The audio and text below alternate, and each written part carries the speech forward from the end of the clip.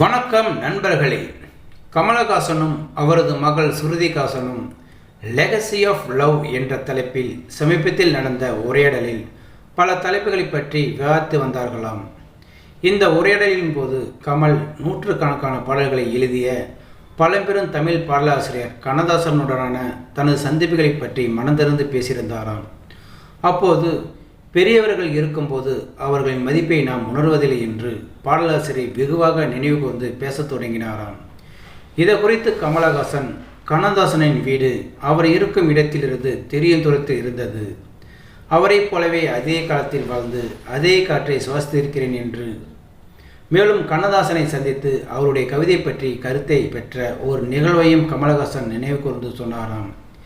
இதை குறித்து கமலஹாசன், எனக்கு 16 அல்லது 17 வயதாக இருக்கும்போது எனது கவிதையை அவரிடம் காட்டி கருத்து கேட்க துணிந்தேன் என்றும், அதை பார்ப்பதில் அவருக்கு மிகுந்த அமைதி இருந்தது என்றும், ஒரு காரசாரமான கருத்து இருந்தது என்றும் எனக்கு பிறகுதான் புரிந்தது என்றும் சொன்னாராம்.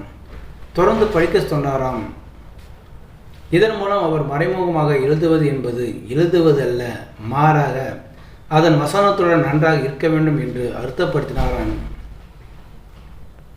பின் நாட்களில் கமலஹாசன் பின்னர் தனது படங்களில் பாடல்களுக்கு பாடலாசிரியராக மாறினாராம்.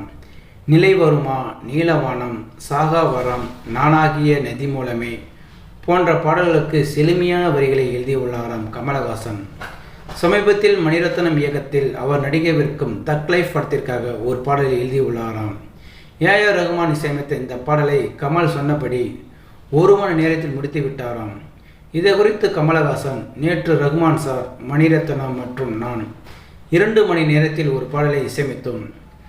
அதன் மதிப்பு எவ்வளவு என்று நாங்கள் விவாதிக்கவில்லை, கைத்தட்டி கொண்டாடவும் இல்லை.